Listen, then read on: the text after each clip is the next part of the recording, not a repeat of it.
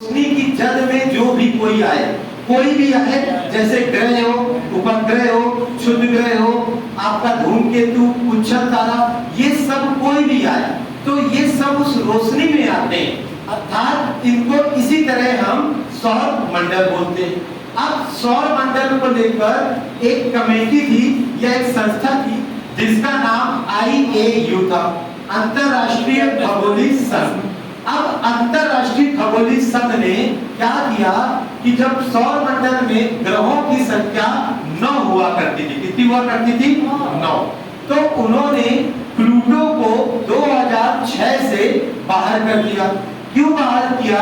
क्योंकि जो प्लूटो है वो सभी ग्रहों की तरह यानी एक ऑर्बिट में ना चक्कर लगाकर वो ग्रहों के ऑर्बिट को क्रॉस कर रहा था।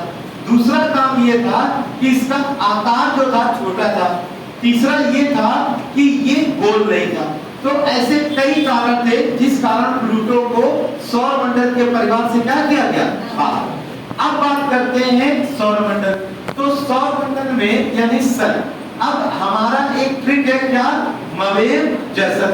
अब मवेम जसन को हमने क्या किया? अंग्रेजी में लिख लिया MEM मवेम JSUN जसन, मवेम जसन। अब यानी कि Mercury, Venus, Earth, Mars, Jupiter, Saturn, Uranus, Neptune. अब कल हमने पढ़ा था जैसे क्षुद्र ग्रह, तो क्षुद्र ग्रह की सबसे ज्यादा जो परत है वो पाई गई है मंगल और बृहस्पति के बीच में। तो ये एक प्रकार का विभाजन देखा है। तो आप देख सकते हैं क्षुद्र ग्रह के इस ओर यानी कि सूर्य और दूसरी ओर सूर्य के बाहर है। तो सूर्य के अंदर है अर्थात आंतरिक, और सूर्य के बाहर है अर्थात बाहर। तो इन ग्रहों को कहा गया आंतरिक ग्रह और इधर कहा गया बाहर। अब जो आंतरिक ग्रह है, अब इसमें पृथ्वी के समान ही बुध, शुक्र और मंगल का लगभग आकार है।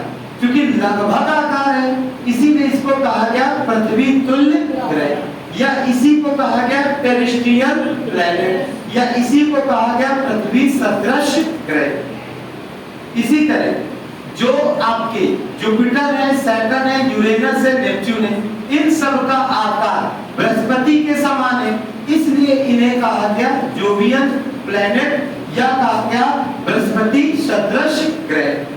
अब इनमें से जैसे क्वेश्चन आपसे पूछा गया कि NJEU में कौन सा ग्रह, NJEU में कौन सा ग्रह बाह्य ग्रह नहीं है?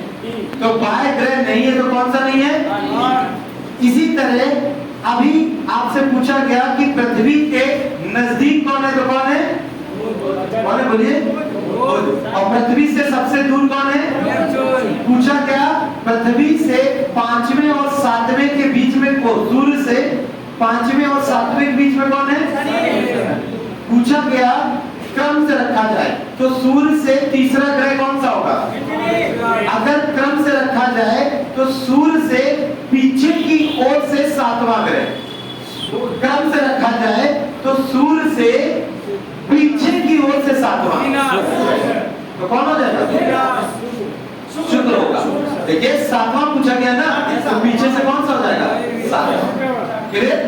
अब इसके आगे और है जिसमें हम लोग ये देख